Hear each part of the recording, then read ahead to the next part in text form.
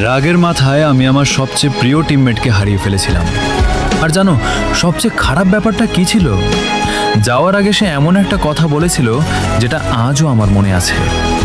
প্রতিটা স্কোয়াডেই একটা না একটা নাম্বার 4 থাকে, যার গেম প্লে খুব একটা ভালো না, সে কোনো প্রো প্লেয়ার না, পাগড়ের মতো কিলও করতে পারে না, কিন্তু তবুও পুরো স্কোয়াডের প্রাণটা যেন সেই হয়। আমাদের স্কোয়াডেও ঠিক এমনই একজন ছিল। সে একটু নোব ছিল, রাজ দিতে ভয় পেত, আর প্রতি 2 মিনিট পরপরই কোনো না কোনো আজগুবি কথা শুরু করে দিত। কখনো পুরনো জোকস, কখনো ফেক কল আউট, আবার কখনো কোনো কারণ ছাড়াই হাসতে শুরু করত। সত্যি বলতে ওর এসব পাগলামির কারণেই আমাদের গেমটা এত মজার হয়ে উঠত। আর যখনই আমরা মারা যেতাম সবার আগে রিকল করানোর চেষ্টা করতো সেই। একদিন আমরা একটা টুর্নামেন্ট ম্যাচ খেলছিলাম। সেদিন ওকে যেন অন্যরকম লাগছিল, জানি না কেন আমাদের থেকে একটু দূরে দূরে থাকছিল। রাগ করে আমরা একসাথে বললাম, ভাই আজ এত দূরে দূরে খেলছিস কেন? সে শান্তভাবে বলল, আমার ফোনে রাশ ঠিক মতো সামলায় না, তাই সেফ খেলছি। আমরা বললাম, আমরাও তো সেফ খেলছি।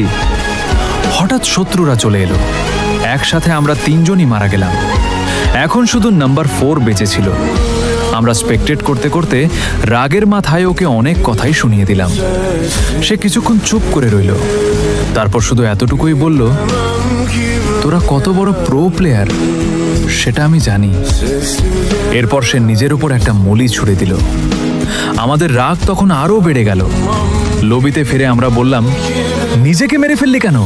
টপ 10-এ তো যেতে পারতাম, এটা তো বেস্ট অফ সিরিজ ছিল। আমরা বলতেই থাকলাম, আর সে শুধু একটা লাইন বলল, সরি ব্রো। তারপর সে লিভ দিয়ে চলে গেল।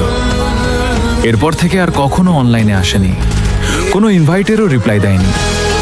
এখনো আমরা কখনো 2 জন, কখনো 3 জন মিলে স্কোয়াড খেলি, কিন্তু আমাদের নাম্বার 4-এর জায়গাটা আজও খালি।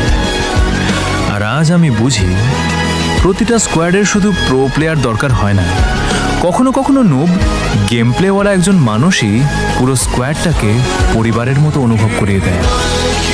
আর তোমাদের স্কোয়াডেও যদি এমন একজন নাম্বার 4 থাকে,